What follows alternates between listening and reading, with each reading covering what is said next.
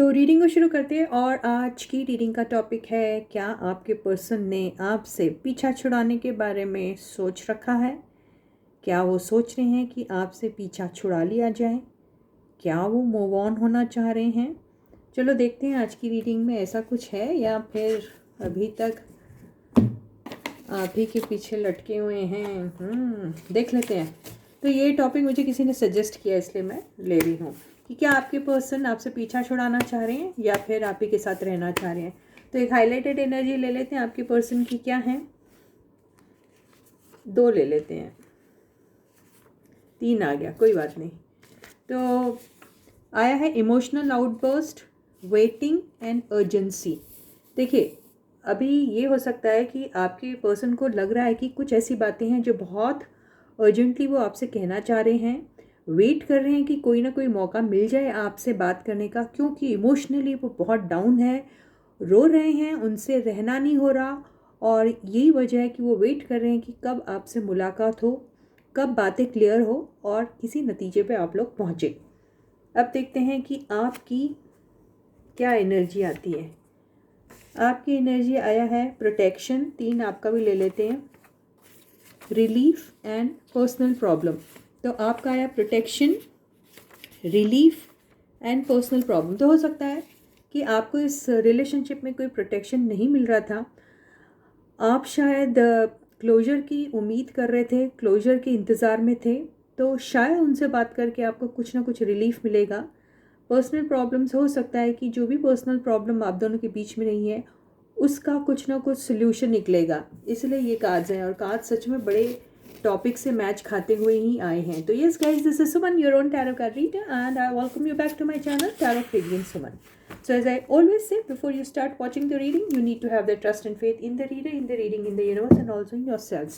So with that same trust and faith, you have to watch the reading. बिल्कुल reading को विश्वास के साथ देखिए, विश्वास, नॉट विश्वास, विश्वास के साथ देखिए, ट्रस्ट के साथ देखिए। वो भरोसा रहना चाहिए आपको जब आप रीडिंग देखते हैं, ठीक है ना गाइस? तो यस, और ये एक जनरल रीडिंग है तो सबके साथ रेजोनेट होगी ये तो ज़रूरी नहीं है, होती है तो सच में अच्छी बात है। और अपने लाइफ के कोई भी इम्पॉर्टेंट डिसीजंस सिर्फ और सिर्फ जनरल रीडिंग के बेसिस पे कभी मत लीजिए। उसके लिए वो आप अपनी प्राइवेट या पर्सनल रीडिंग करा सकते हैं। आप सिंगल क्वेश्चन भी पूछ सकते हैं, आपको ज़रूर एक सेटिस्फैक्ट्री आंसर मिलेगा, लेकिन आपका जो क्वेश्चन है वो बिल्कुल ही टू द पॉइंट होना चाहिए, ठीक है? तो यस, आप मुझसे रीडिंग लेना चाहते हैं तो रीडिंग के डिटेल्स आपको मिलेंगे, लेकिन उसके पहले आप मुझे व्हाट्सएप कर दीजिए। मेरा व्हाट्सएप नंबर आपको डिस्क्रिप्शन बॉक्स में मिल जाएगा। तो चलो रीडिंग को शुरू करते हैं और देखते हैं कि क्या आपके पर्सन आपसे पीछा छुड़ाना चाह रहे हैं या फिर आप ही के साथ ज़िंदगी बिताना चाहते हैं। तो फर्स्ट कार्ड उनका night of swords, second card 7 of cups, magician, 8 of cups,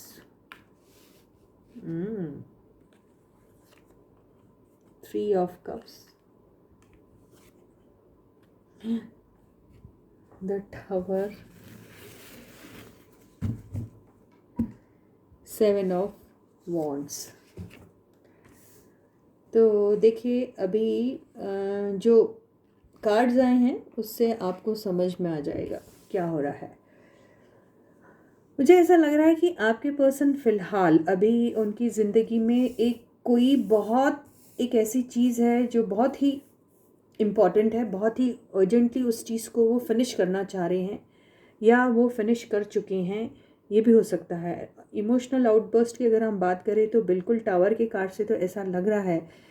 emotions के 1 2 3 ये सारे कार्ड्स जो हैं वो इमोशंस को ही डिपिक्ट करते हैं।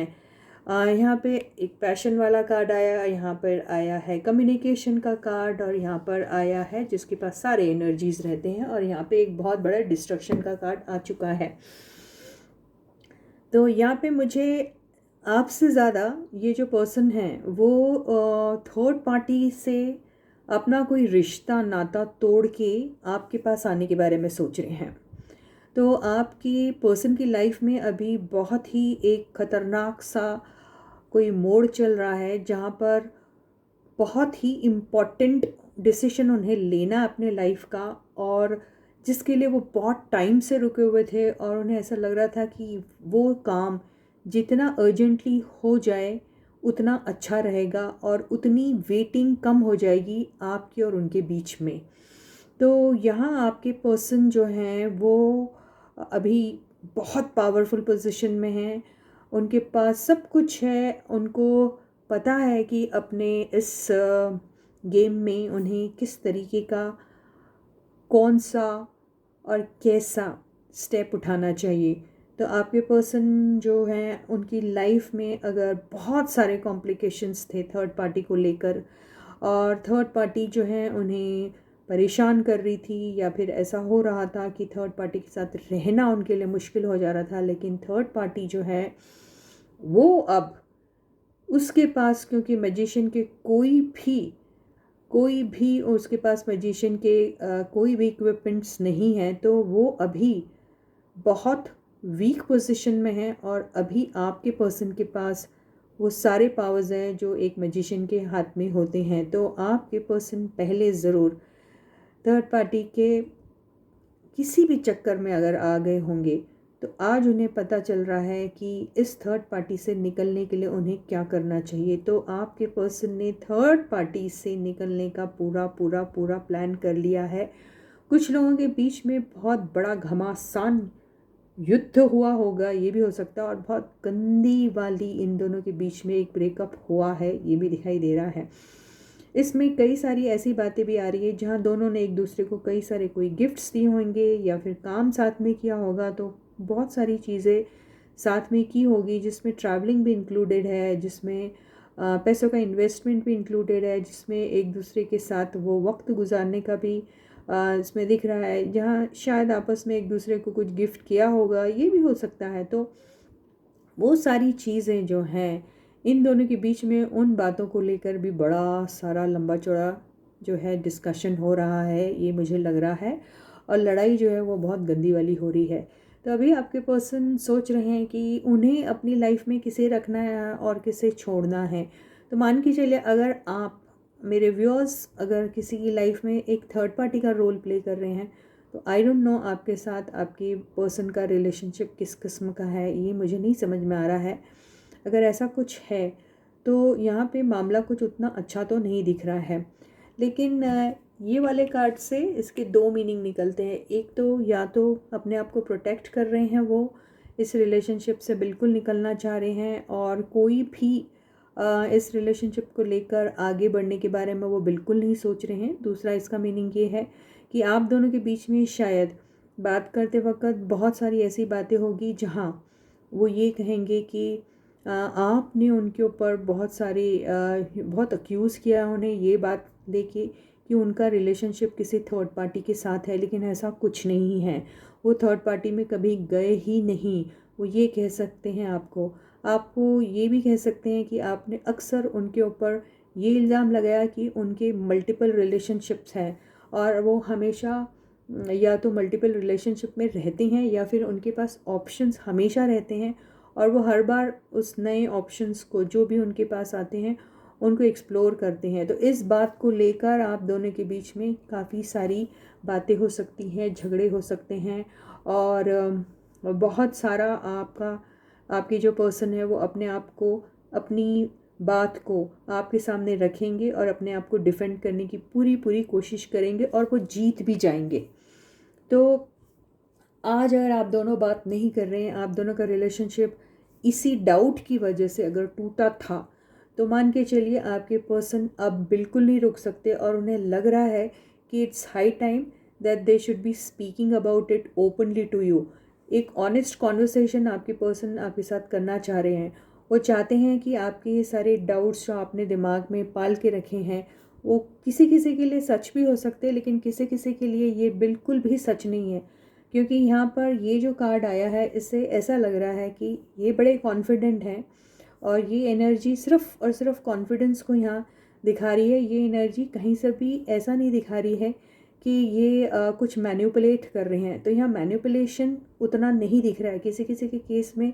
एक सच में ये बहुत बुरी तरीके से शायद ऑफेंडेड अपने आप को फील कर रहे हैं। उन्हें ऐसा लग रहा है कि आपने बहुत ही ऑफेंसिव टाइप की कॉन्वर्सेशन उनके साथ की है जिससे वो बहुत ऑफेंड हो गए हैं और इसी वजह से वो आपकी लाइफ से चले गए थे।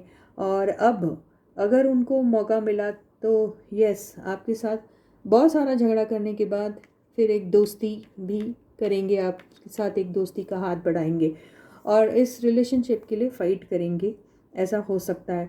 तो ये दोनों तरह की रीडिंग है। किसी किसी के लिए कंप्लीट डिस्ट्रक्शन है, किसी किसी के लिए बहुत बड़ी फ़ाइट के बाद एक रीयूनियन है। तो ये तो अब मुझे नहीं मालूम किसके साथ किस तरीके से ये रेजोनेट हो रही है, लेकिन ये ही कह रही है। मैं यहाँ पे 2 कार्ड सिर्फ अपनी ही उसके लिए लूँगी। यस, किसी किसी के लिए ये एक साइकिल था जो आपकी लाइफ में लिखा हुआ था। ये डेस्टिनी के तरफ से ही ये सब चीज़ें आपको आपकी लाइफ में होनी थी, कुछ लेसन्स सिखाने के लिए। और ये वापस से आप दोनों की फिर से एक साइकिल शुरू होगी, ये बताने की कोशिश कर रहा है। तो मेजॉरिटी के लिए तो ऐसा होगा और बहुत कम के लिए ऐसा होगा कि ये बिल्कुल कम्प्लीटली ख़त्म हो चुकी है। उनके लिए जो ऑलरेडी एक थर्ड पार्टी खुद ही हैं। तो हो सकता है आप में से कुछ ऐसे होंगे जो शायद गलत रिलेशनशिप में चले गए, वहाँ आपको थर्ड पार्टी ही बनना पड़ा। हो सकता है उसमें आपकी गलती ना हो और ये रिलेशनशिप ही आपके लिए बिल्कुल अच्छी नहीं है। तो अच्छी बात है, ये ख़त्म हो जा रही है।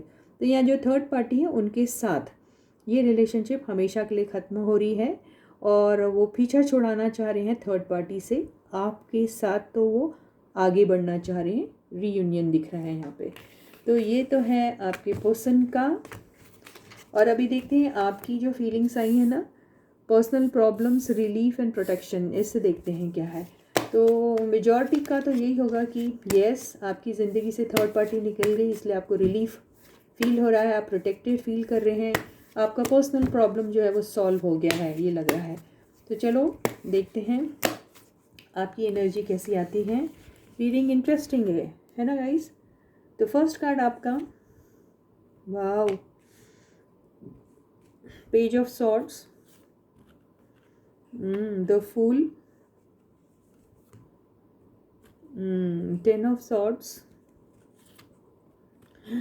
3 ऑफ सॉर्ड्स,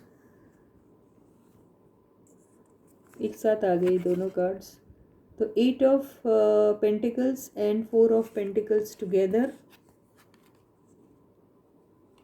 दोनों आ गए एक साथ, है ना।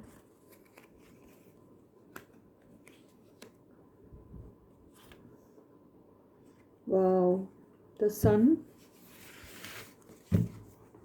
वाओ, बहुत क्लियर है reading, extremely clear reading guys.